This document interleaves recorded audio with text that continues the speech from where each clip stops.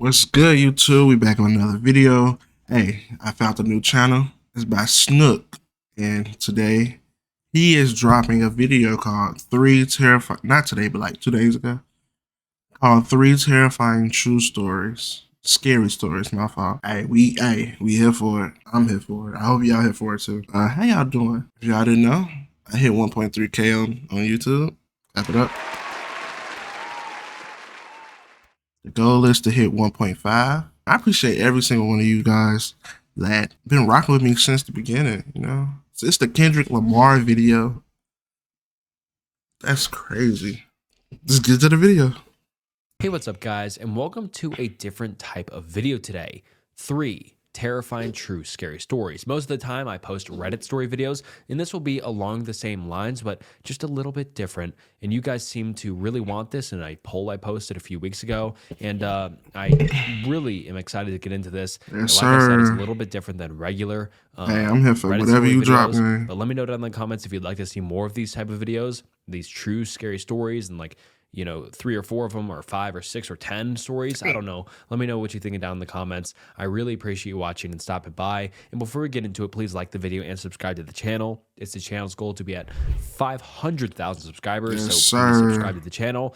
And without further ado, let's get into 3 terrifying true scary stories. If you see someone standing still in the woods, you should probably not approach them. I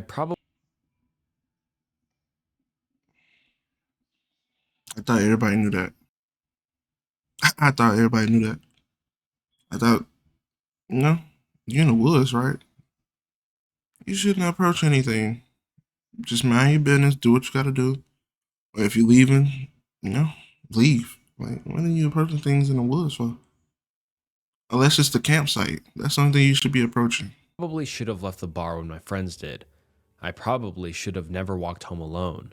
But something in the way that cute little brunette at the end of the bar smiled slyly in my direction kept me hooked. Something about her bright yellow shirt constantly bought my attention. She could have been looking at the door behind me. She could have been zoning out altogether. She might have never even meant to make eye contact at all. But then again, maybe she did. I had to stay and find out, so I told my friends goodnight and promised to catch them the next day, behind by myself. I told myself I'd buy her a drink. I told myself I would at least say hello. Is this how people do it in a club? I ain't never been to a club. I don't think I ever will go to a club. But like this really happened in a club? Y'all be thinking about buying people drinks and be like, and that's how you bag her? If I gotta buy you the drink for you to come home with me, it's kind of crazy, ain't it? If my worries ain't doing it, I ain't even gonna spend no money on you. You gotta be a trick to bag somebody in the club. It's crazy to me. I pictured 1,000 different scenarios for what might happen next. Be We like could that. leave together. We could go on a date. We could exchange phone numbers. We could even just have a pleasant enough conversation that ultimately ended in my rejection. But Damn. even talking to her would have been a wild achievement for my woefully undeveloped ego and painful shyness. Any of those endings would have been better than another defeat. Is this story, man? Like, it sound like me in this situation. Like, damn, I'm a sad nigga, bro. I'm a sad human being. Night at home alone. Of course, it didn't matter because I choked. I sat at the bar and tried not to stare. I tried not to look weird, but then I started to think so much about trying not to look weird that it looked weird, I brought a round of 6 shots for her and her friends. When the bartender asked who they were for, I panicked and said me, so he brought them to me. 6 shots. Then he left to help another customer while my social anxiety screamed obnoxiously. One of the friends caught me looking at them and shot a skeptical glance across the bar. She saw all the alcohol sitting in front of me. I saw her whisper to the brunette. I saw them look at me and laugh quietly. I escaped to the bathroom to avoid the embarrassment. By the time I got back, they were gone, but the shots were still there. Wind and drizzling rain pounded at the door to our shitty dive at the edge of town. I knew I would have to leave my car there. I knew I would have to walk home through the woods. It would not be the first time, I guess. in my youth and inexperience. I hoped the shots would warm me up. The temperature promised to dip below 32 in the early morning hours, and so I shouted, "Bottoms up," drunkenly to the closing time crowd and sank all six to the sound of disappointed murmurs and half-amused snorts. Of course, that never warmed me at all. It just made me more drunk. I don't remember getting kicked out. I don't remember leaving the I need to know, nigga. I mean, I get you paid for it, but nigga, you didn't, bro. You could have dispersed at least 4 of them drinks to somebody. Like, bro, damn, nigga. You took all 6 down. place at all. The next place my memory places me is on the path through Bayfield Woods, in the rain, by myself. Thousands of trees sat between my home and the bar, the roots tied together like the twisted electrical trees in your house. Boy Scouts had removed the undergrowth months before, but nobody could prevent the jagged roots from sticking out and catching careless feet. I stumbled quite a few times. On more than one occasion, I fell on my face. The rain had turned to sleet. At that point, and I tried my best to shield it with the back of my jacket pulled over my head. The dirt on the clean green path quickly turned to mud as my feet sunk and slurped unhappily.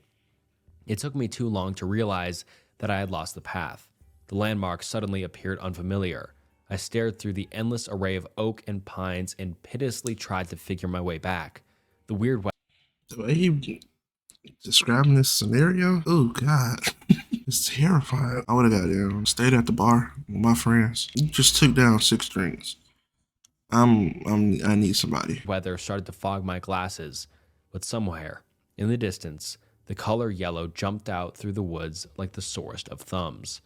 I saw the girl from the bar standing about 20 feet away, in the rain and wind and whatever else. Would have walked right She was past her. standing absolutely still. In my inebriated state, I called out to her immediately. I guess I temporarily forgot the collapse in confidence only 20 minutes prior. "Hey, what are you doing out here?" She started to turn slowly, and so I kept talking. "Ma'am, there are bears and wolves in these woods. You should not be out here alone." Great advice considering the obvious. "Can I, help you find your way back?" Hell She didn't no. reply. I walked closer towards the yellow jacket in the distance. My glasses blurred so badly I had to take them off. That, combined with the lack of light this deep in the woods, made it almost impossible for me to see anything. "Are we back on the path? I think I'm a bit lost myself." The girl stared at me oddly. My instincts scratched the itch and groaned. I was close enough now to see the look of utter boredom and amusement in her pale blue eyes. That was a weird thing to see, given the circumstances. She stared quietly for what felt like an eternity of 5 minutes. I was not sure what to do. I could walk away. I could keep talking and try to guide her back towards safety. But something in the way this girl looked at me Excuse me. made me feel just uncomfortable. Then she did something even more odd. What? She lowered herself to her knees and started to use her hands as legs. I tried to ask what the fuck she was doing. It's a fucking skinwalker.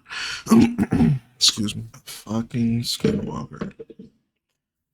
As soon as I seen the hands on for legs, instantly would have left. "I'm sorry, miss. I hope you find your way home." Just no. The fuck? The fuck is you? No. This is you. I tried to ask her to stop, but my words turned into slurs, and I backed up from her the same What'd you way call a her? dog might analyze an approaching threat. The girl, she said nothing. Instead, she lowered her shoulders and started to charge. I ran. I would have turned to Messi or Ronaldo. You know how hard I would have kicked her? I don't care what state of mind I'm in right now. You getting booted. so fast that the scenery started to blur beside me. Rain Damn. whipped my face. Underbrush and branches jumped back wickedly and cut me all over. I thrashed about desperately, trying to find my way back. I could hear the girl still following me. I threw stuff to slow her down. I tried to change my direction, but nothing seemed to change her mind. I heard a hideous growl escape from her mouth before she leaped at an intersection and pinned me against the cold, hard ground. "Please, ma'am, I'm so sorry. Please, I have a family." I begged my attacker as if she were human, as if she were understanding the fucking words Man, coming out that of my lady mouth. not even human. There was no comprehension on her crazed features.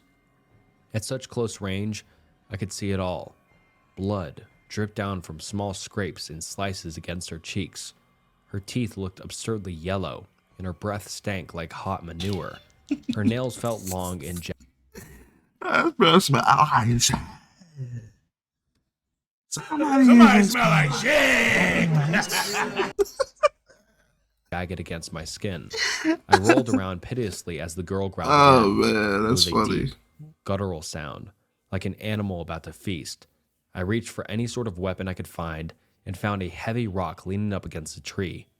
I wrapped my hands around it and brought it down without hesitation. Her head cracked like a watermelon. There was no reaction at first on her plain features. There were no words from her twisted mouth. She simply paid me one last confused look in the pouring sleet of the evening. Then she fell to the side, where blood seeped into the leaves. I ran home. I never reported my encounter to the police. I'm not really quite sure what the hell they would say. I never really told anyone about it. Part of me expected to wake up the next morning and hear about a body found in the news, but none of the papers reported any such news. Nobody talked about a dead girl in town. I checked my clothes for blood. I found nothing. I checked the spot where we fought. To the best of my memory, nobody was there. I started to blame the Yeah, I was booze. hallucinating. It had to be the most reasonable explanation. As the weeks and months passed, I began to accept it wholeheartedly as fact. It had to be a crazy, drunk, tripping experience of some sort. I went to the same bar again last night. For the first time in a long time, my friend stayed with me. Call it a group attempt at conquering my growing irrational fear of the bar and woods. I stayed late. I ordered rounds of shots with my friends and enjoyed the closing minutes of our you favorite seen her football again. team. The place was packed. People milled in and out to smoke cigarettes and hide outside. Around 10 o'clock, an old familiar flash of yellow Yeah. entered the door and grabbed a seat by the bar. She smiled slyly. She could have been looking at the door behind me. She could have been zoning out altogether. She might have never even meant to make eye contact at all.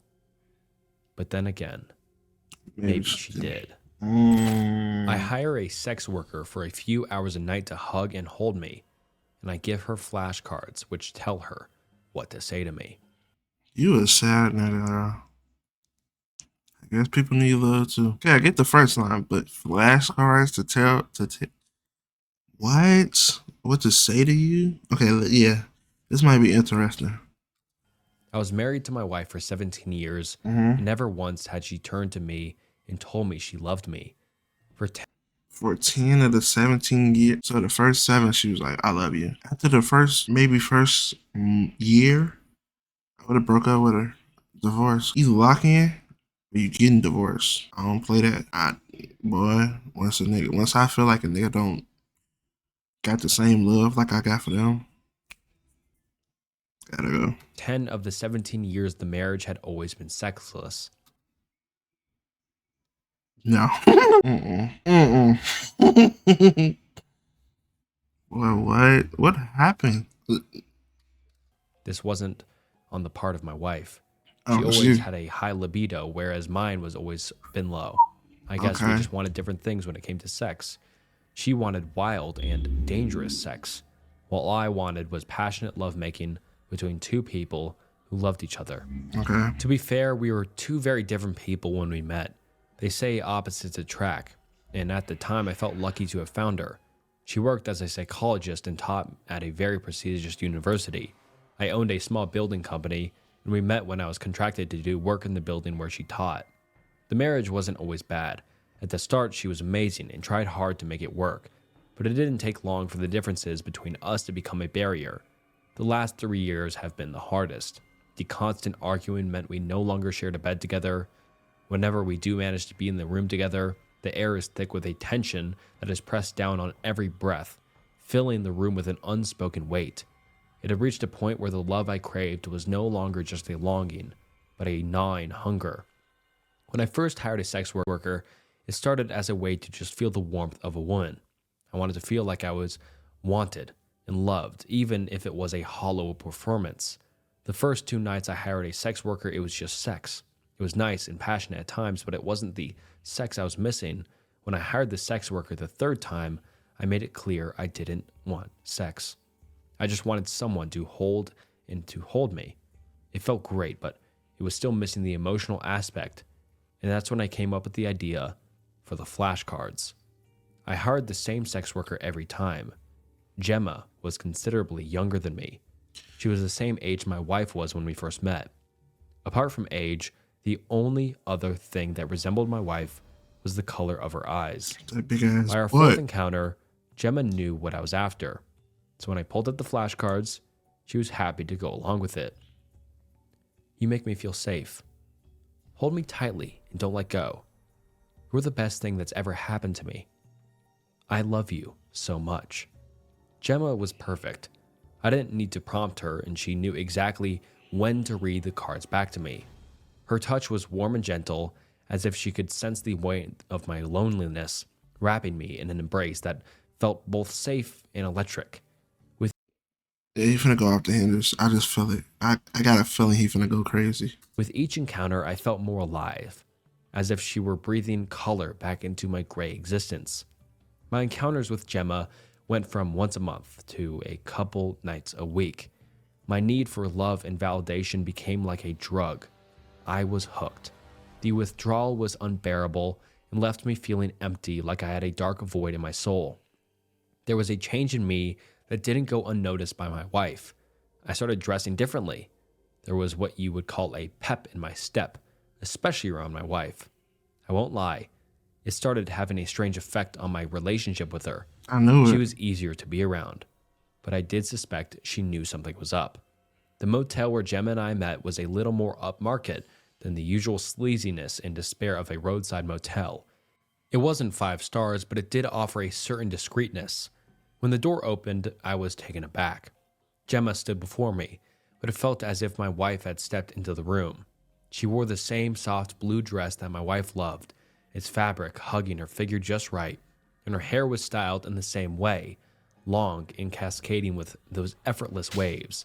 Even her eyes seemed to shine with that familiar sparkle, making my heart race with a mix of longing and confusion. As she stepped inside, I noticed how she embodied my wife's mannerisms perfectly. The way she tilted her head when listening, the gentle laugh that danced from her lips, and the soft way she held her hands. It felt surreal, a haunting echo of my wife. My heart raced, torn between pleasure and a disquieting sense of unease. Was I still with Gemma, or had I somehow crossed a line into a disturbing fantasy? Gemma's uncanny resemblance to my wife sent a chill down my spine.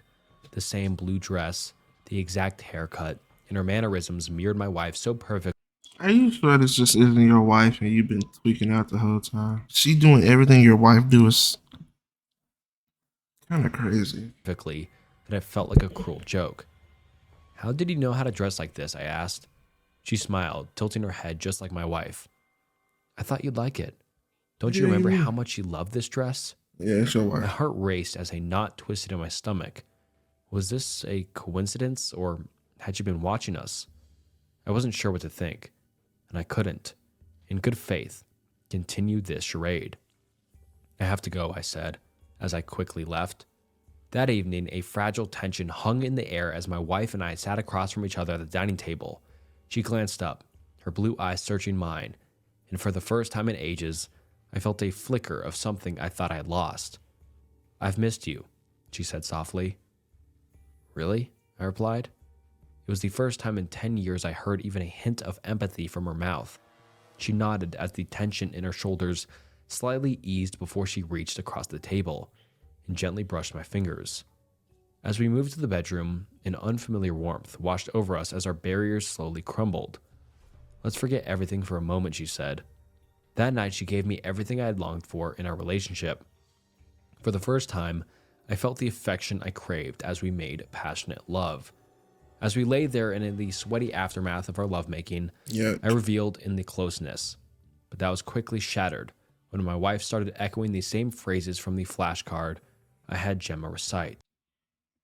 Your wife is a sex worker. She's not a professor. She's a sex worker. I lay there, stunned, my heart pounding as her words echoed in the darkness. You make me feel safe, she whispered. How could she know those exact words? My mind They raced is as I just pulled away words. slightly, the intimacy suddenly replaced by a chilling unease. I shrugged off the previous night as a strange coincidence, convincing myself that I was overthinking things. My wife had simply said the right things at the right time, nothing more. The next evening, I decided to sleep in the spare bedroom, seeking solitude. Sometime during the night, I was jolted from my sleep as I felt a familiar warmth. Opening my eyes, I froze. Gemma was lying beside me. Her arms were wrapped around within a tight embrace. A chilling feeling. Huh? The next evening, I decided to sleep in the spare bedroom, seeking solitude. Sometime during the night, I was jolted from my sleep as I felt a familiar warmth. Opening my eyes, I froze. Gemma was lying beside me. Her arms were wrapped around within a tight embrace. A chilling feeling of dread crept up my spine as I looked around the room. All the flashcards I had made for our encounters were now nailed to the walls of the room. You want to "You do make me it? feel safe," she whispered, repeating each phrase like a ritual, her voice eerily soft. I couldn't handle it anymore. The flashcards, the strange way my wife had been acting, the eerie resemblance Gemma had started to take on everything felt like it was closing in on me. I needed space. I needed to breathe, so I went to the motel. The same place where I had met Gemma before, back when things were simpler, back when I thought I had some control over my life. Nah. I'd barely settled in when I heard a knocking on my door. My heart stopped. I wasn't expecting It's your wife. anyone. Reluctantly, I opened it, and there she was, Gemma. But something was off. She looked exactly like my wife again, but this time there was no warmth. Her eyes were cold, just like the way my wife used to look at me when we argued. "You couldn't stay away, could you?" she said, her voice dripping with venom. Yuck. "Gemma, why are you doing this?" She stepped inside, not waiting for an invitation. "Gemma, is that what you call me now? You pathetic little man?" The words hit me like a punch to the gut. That's exactly how my wife used to talk to me in our worst moments. You think paying for affection makes you a man? You think a few nice words on flashcards are enough to fix your sad, broken life? She said in a cold, unrelenting tone. She's "Stop cooking it," I you. said, shaking. She ignored me, walking further into the room. "You've always been weak. That's why she can't love you." Damn. Damn. Damn. That hurt right there. Fuck. That hurt me, and I ain't even in the story. Some shit shouldn't be said to people. It should just be a thought. That right there you could have kept that. That would have broke me down. "You disgust her." "Shut up," I shouted. "You're worthless. You were never Damn. enough for her. Damn. You'll never be enough for anyone." Yeah. I snapped. The words, the look in her eyes, the way she embodied everything my wife had said and done to break me over the years, it was too much. I lunged at her, shoving her hard. I didn't mean to hurt her. I I just wanted did. her to stop, but she stumbled back, tripping over the edge of the coffee table. Her body crashed through the glass as I stood there, frozen in horror, Excuse as me. she lay motionless on the floor, blood pooling around her. Excuse me. What have I done? I thought to myself. You I took rushed her over to out. her, but she wasn't moving. The blood was everywhere, glistening under the motel lights. I didn't know what to do. My mind was spinning out of control. In a haze, I dragged her into the bathroom, laying her body in the tub. My hands was shaking. This shit just took a turn. What the fuck? It went from bro being deprived of love to becoming a murderer. This nigga going through it. I ain't expect you to become a murderer. I just thought she was finna go off the rails. As I wiped the sweat from my forehead, for a moment I thought about walking away and leaving her for the cleaning staff to find. I couldn't think straight. I couldn't focus. Nigga, don't they got your information? Why don't you do that? Kinda stupid, don't you think? I needed help. So I grabbed my phone and dialed 911. There's been an accident. Someone's hurt. The police arrived quickly, faster than I expected. Don't tell me she wasn't real and this nigga is hallucinating the whole time. I led them to the bathroom, trying to calm my racing heart. I was shaking as I opened the door to show them the body, my mind already running through every possible scenario. But when I pulled back the shower curtain, there was no body. Instead, lying in the tub was a mannequin lying there with its glassy eyes staring up at me. its limbs twisted and stiff. My stomach dropped, pinned to its chest, and limbs were all the flashcards I had given Gemma. You make me feel safe. I love you. You're the best thing that's ever happened to me. So I was right. He went off the rails. Just not. I just didn't expect a fucking mannequin. What? Yeah, you were going through it, boy. A mannequin? The officer stared at me, confused. But I couldn't say anything. I couldn't explain it. The room spun as I sank to the floor, gasping for breath. Had I imagined everything? Or had it all Everything. been part of some twisted game? As I slumped against the wall, catching my breath, my vision blurred with panic and exhaustion. I noticed one of the flashcards pinned to the mannequin wasn't like the others. The handwriting was different, sharper, and more deliberate. My stomach nodded as I read the words. Smile. I'm watching you. Your loving wife. Ice ran through my veins. My gaze darted around the room. I hadn't noticed before, but tucked discreetly in the upper corners of the bathroom were tiny blinking red lights. Cameras. I rushed back into the main room, scanning it frantically. Sure enough, there were more. One behind the mirror, another disguised as part of the smoke alarm. I felt sick. She had been watching me here, in this very motel room. She had seen everything, every intimate moment, every breakdown, every twisted encounter with Gemma. How long had this been going on? My chest pounded with fury and disbelief. I had to Can't confront be my mad. wife. This thing that she'd orchestrated wasn't just about our marriage. It was something far, far darker. I drove to her work, True. my hands gripping the steering wheel. When I arrived at the university, I stormed into the building where she taught, not caring about the stares or whispers as I pushed my way towards the lecture hall. My heart pounded with each step. I couldn't think straight. I couldn't focus on anything except getting to her. I flung open the door to her lecture room. The room was full of students, all women, and there, front and center, sitting with perfect posture, was Gemma. But she wasn't just any student. She was sitting at the front like a prized pupil, fully engrossed in what was happening on the projector screen. It took me a moment to register what I was seeing. On the screen were videos of me, of us, every humiliating, intimate moment of our marriage playing out on the screen. My heart sank as I saw flashes of our arguments, the loveless years, and then the nights I'd spent with Gemma. My wife stood at the front of the room, dressed impeccably as always, her cold eyes gleaming with satisfaction. She paused the video and turned to face me with a smile that sent chills down my spine. The entire class turned to stare at me as well. "Welcome, darling," she said. "I didn't expect you so soon, but it's a perfect time for a demonstration." "What is this?" I growled. She gestured to the screen casually, like she was explaining a case study. "This, my dear, is the culmination of years of work. A deep dive into the male psyche, specifically the fragile male ego and toxic masculinity." She smiled, but there was no warmth in it, only malice. "And you."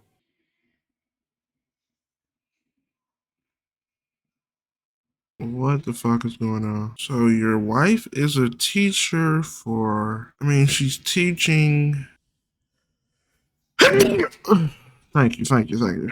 She's teaching women about the male psyche. No, this is crazy. This is wild. Wow. Is she doing this with a fucking grin on her face? She's doing this just because. You know what? I ain't got no words for this. This is a good story. Good story. My love, have been the perfect subject. The room was filled with murmurs of agreement from the students. Some took notes. Gemma's eyes locked onto mine, but they were no longer soft or inviting. They were cold, complicit in this twisted charade. You set this all up? The cameras, the flashcards, Gemma?" My wife tilted her head, her smile widening. "Of course. Every part of your life, your marriage, your infidelity. I curated it all. I needed to break you down, to strip away every false layer of self-worth until only the truth remained. That's what this experiment was about. What better way to understand a man's breaking point than to use his own desires against him?" I stumbled back, bile rising in my throat. "This is Sick, I cried. Sick as I fuck. felt like I was going to collapse. Every intimate detail of my life had been exposed, dissected, and turned into a study. Every word, every flashcard, every moment of my desperation, it had all been for her amusement, for her research. The students were all watching, some amused, some intrigued, and others looking at me like I was nothing more than a pathetic creature beneath their feet. I couldn't breathe.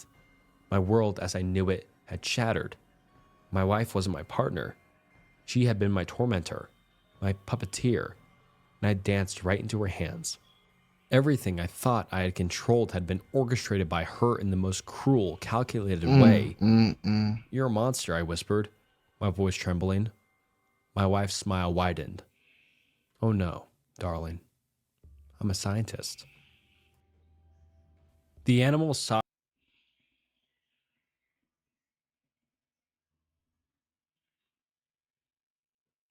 What the fuck? Wow. Okay, it's only getting better from here. I like that. First story was cool. Second story was good. Good boy. I ain't got a word for it. It was that, you know. Let's see what this one's about. Sought refuge in my house during a blizzard. I think they were running from more than just the cold. I barely made it home in time. 1 minute I was singing along to the radio, and the next I was staring slack-jawed at the most menacing storm clouds I'd ever seen. As someone born and raised in Vermont, I was no stranger to snow squalls, but there was something in foreboding about the dark clouds blowing in from over the mountains. After reaching my house, I opened my car door and stepped out into a cold evening. The wind lashed at my face and made a terrible howling in my ears as I raced up the steps and slipped through the front door to my house. Just in time, Luke said to me in greeting. My husband was standing in front of the living room window, surveying the mountains beyond our city. By the time I walked over to him, I could barely see 2 streets down. Seemed like we would be spending the evening inside. Came out of nowhere, I commented. Before I so much as set down my bag, I heard the doggy door open. We didn't own any pets, but we often entertained visits from a neighborhood cat who Luke had named Rigatoni. Sure enough, an old orange cat soon appeared in our living Hey, Rigatoni, a pasta? Just name the cat after a pasta? My fault. had named Rigatoni.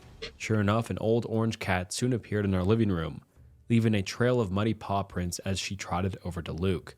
Ah, the serial couch surfer returns. Too cold out there for you? He asked the cat currently rubbing her head against his shin, who meowed as if in affirmation. Tony wasn't terribly fond of most people, but Luke had a way with animals. He reached down to pet her, eliciting a melody of purrs from the contented cat. Come on, he said, standing. I'll fix you some dinner. Thank God, I'm starving. I wasn't talking to you, Luke said with a warm laugh, walking into the back of the house to fetch some cat food from Tony. Half an hour later, just as Luke and I had finally sat down to eat, we heard the doggy door open once again. I raised a brow at my husband. Tony was our only regular 4-legged visitor, so I wondered who else could have let themselves inside our home. I didn't have to wonder for long. Seconds later, a border collie tore into the dining room, barking and whining with urgency. Luke and I both rose sharply from our seats at the table, watching the dog as it came to a stop in the corner of the room. I realized, as the poor creature lowered its head and tucked its tail between its legs, that I recognized it. Hey, that's Mr. Johnson's dog, I said, rounding the table to check if the dog was hurt. Tucker? Yeah, I'm pretty sure. I see her walking him all the time. I crouched down next to Tucker and slowly reached out my arm. To my surprise, the usually sweet-tempered border collie pulled his lips back in a snarl, lunging forward slightly and snapping his teeth. It was a warning. Not an attempt to actually hurt me, but I backed off all the same. Luke shot me a worried look. He's, usually more mild-mannered. I'll give her a call and let her know he's with us. Luke left the room to grab his phone while I studied Tucker from a safe distance, looking for signs of injury. His frantic barks had been replaced by occasional, mournful whines. He was no longer racing around, seemingly content with his place in the corner, but his posture remained fearful and defensive. It was hard to tell with the way he was cowering, but I saw no visible wounds on him. Do you have signal? Luke shouted from another room. I dug my phone out of my pocket to check, and to my surprise, I didn't. We had generally reliable coverage, and I couldn't remember the last time I lost cell service. I tried restarting my phone, walking around to different spots in the house, and turning airplane mode on and off. Nada. Unfortunately, if it was affecting both of us, it was probably an issue with our service provider, meaning there was little we could do. I was about to ask if he'd still had Wi-Fi on his phone when a light but urgent tapping sound filled the room. I listened for a moment, trying to place the origin of the sound, and soon traced it to the bathroom, or more specifically, the bathroom window. When I got Man, what's up with y'all? Letting random animals in y'all crib. I get the cat. The cat supposed to be there. Somewhat. Y'all let the cat be there. But like, the window? What the fuck is at the window? It's just, I don't know. It's probably because I'm not an animal person. But like, there's too many animals in the house. there, I saw a small fuzzy animal standing on the windowsill and scratching fervently at a glass. What in Y'all the let him in? world? The little creature didn't seem to notice my presence. I took a few steps further into the bathroom, and I realized as I approached that the animal had torn right through the window screen. No cell service, no Wi-Fi, no nothing. At least the lights are still on. Luke trailed off as he entered the room, looking over my shoulder at the frantic creature. Is that a weasel? I asked my resident animal lover, who shook his head. Pretty sure it's Martin. Neat. I was about to compliment his identification skills before I looked over and saw the look in his eyes. Don't ask me what I think you're about to ask me. Let him Please, in. they're endangered, you know. This isn't Noah's Ark, Luke. We can't shelter every animal in Facts. Vermont. I swear the rodent took a break from ripping through my window screen to glare at me. I glared right back. Besides, this little fucker here looks rabid. Luke and I spent a couple minutes arguing. I wasn't keen on taking in any more impromptu guests, but Luke was adamant on saving it from the storm. There's something off about how desperately it's trying to get in, he said. It might be on the verge of freezing to death or something. After a while, he convinced me to take pity on the marten. I had to admit, the way it was throwing itself against the glass was a little unsettling. Reluctantly, I opened the window and allowed it to squeeze through the hole in the screen. However, I didn't realize that the marten wasn't the only creature waiting to get inside. Before I could shut the window, a flurry of about 20 mice surged into the bathroom. Oh no. No. I draw the line at the weasel. Mice.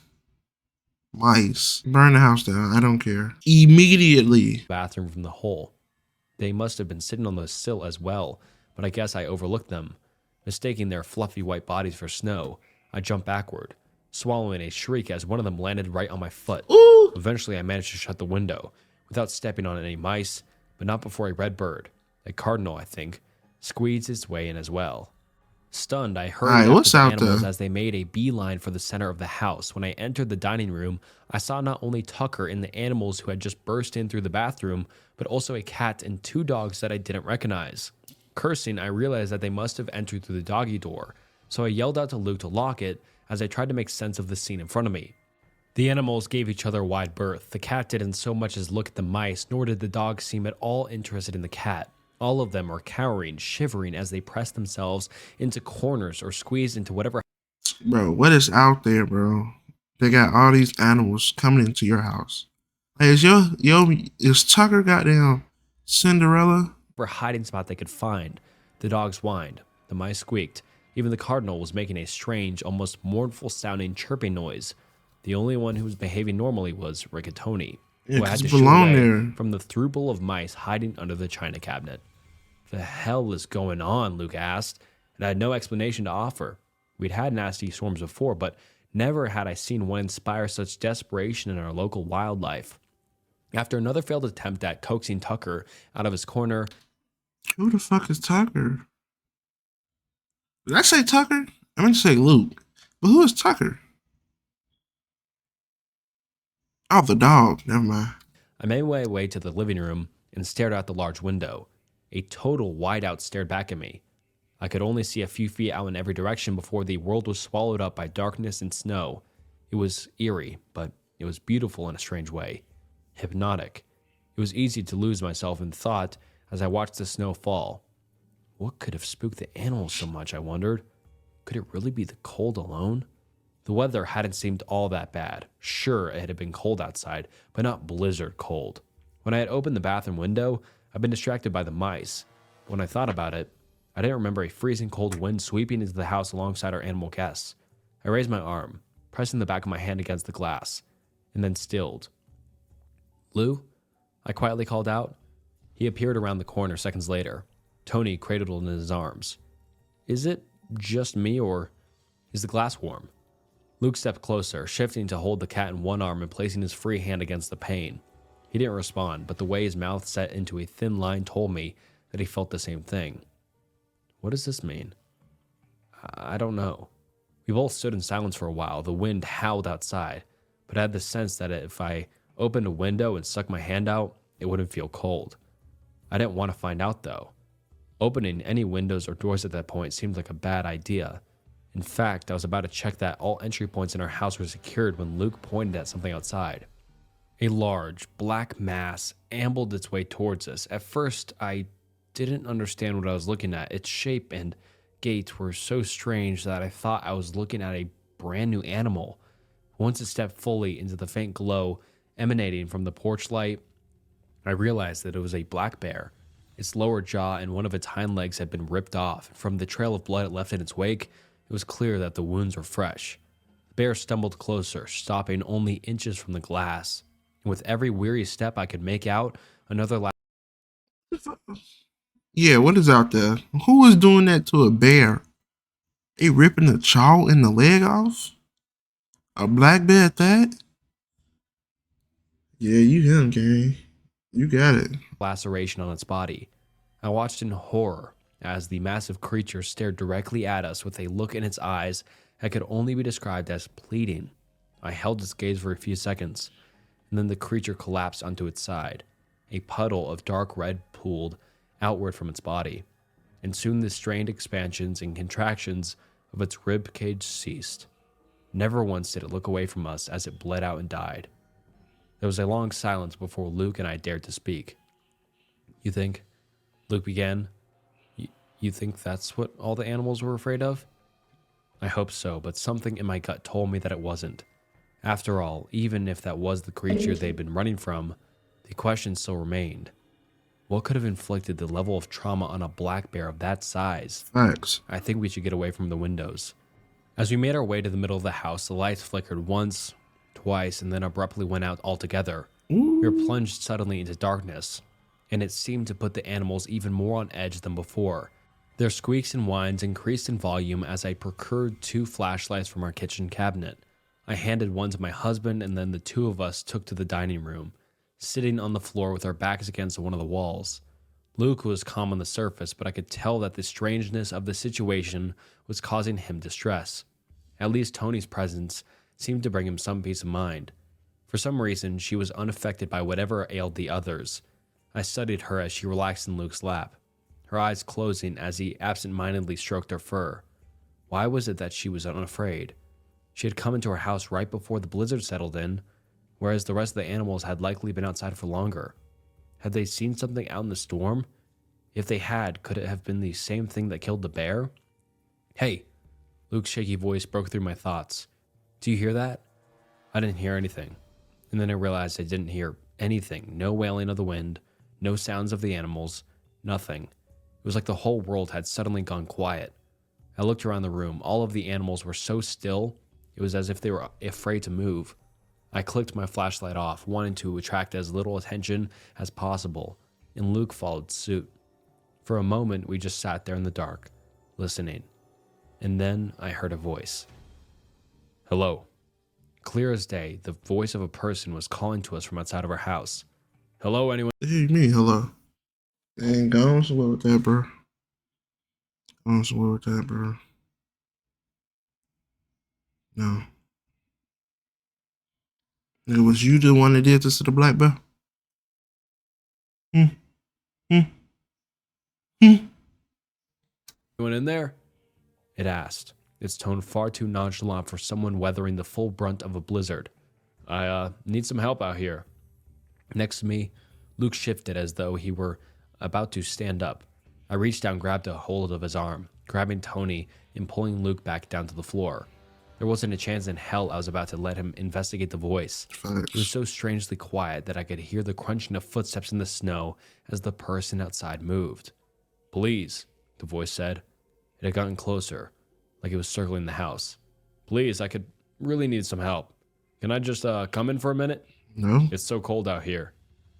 My grip tightened on Luke's arm. The complete lack of emotion in the voice's tone sent a chill up my spine. He reached over, holding his hand in his as the source of the voice moved ever closer. Come on now. Don't you have room for one more? It was right outside the dining room window. I closed my eyes like a coward, not wanting to see whatever was about to step into view. Next to me, there was a single, sharp intake of breath. For what felt like an eternity, neither of us moved. And then there was a light chuckle from just outside the window. There were more footsteps, but this time, they're moving away from us. And they seemed to be taking the silence with them. The wind remembered itself, returning with a howling vengeance in the visitor's absence. Luke's hand had gone slack in mine, but I held on to it for a long time, sitting there with my eyes shut tight. It must have been an hour before I dared to open my eyes and breathe normally again. Are you okay? I finally asked. No response. I tried asking again, a little louder, and still my husband didn't respond. Luke? When I clicked on my flashlight, I saw Luke staring at the window, his face twisted in an expression of horror I'd never seen before. His skin was pale, and his body was rigid as a corpse. And try as I did, I couldn't get him to respond to me in any way.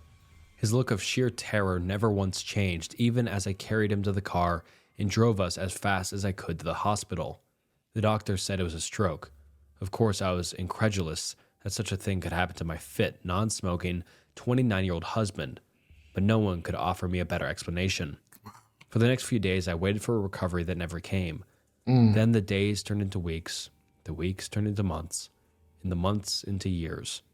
While Luke regained some very minimal motor control, blinking and twitching his fingers, it was clear that he could never be the same. I became his full-time caretaker, spending my days attending to all of his needs and my nights praying that he would make a miraculous recovery. Nah, bro. What was out there to make a nigga lose all his motor functions? It scared him so bad that his body just shut down on him. What the fuck? Please tell me what was out there. As of this evening, 5 years have passed since the storm. Old Rigatoni is still alive and kicking somehow, and her visits always seem to make Luke perk up just a little bit. She's sleeping on his chest as I write this, taking care of him in her own way. I'm glad to have her around. But even though I try not to be superstitious, her presence always brings me back to the night of the blizzard. I think about Tucker, who ran away after the storm passed and was never seen again. I think about the marten, and the mice, and the bear, and the way all of them acted like they were fleeing from something terrible. I think about the look on Luke's face, and I can't help but wonder if they all saw the same thing. Maybe Luke saw something he wasn't meant to, something that his brain had destroyed itself trying to comprehend. I look at my husband, the love of my life, and can't help but mourn what was taken from me that night.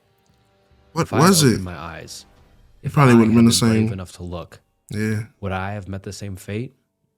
Probably. What did you see? I asked him, like I have 1,000 times before. I never get an answer. And all right, guys, that wraps up some terrifying, true, scary.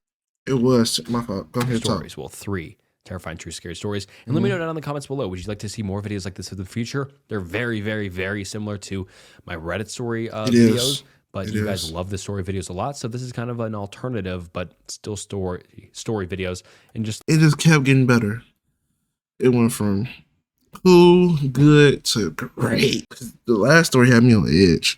I like stories where you can't see what the danger is, but you know the danger is there. So them stories just hit for me. I don't know why.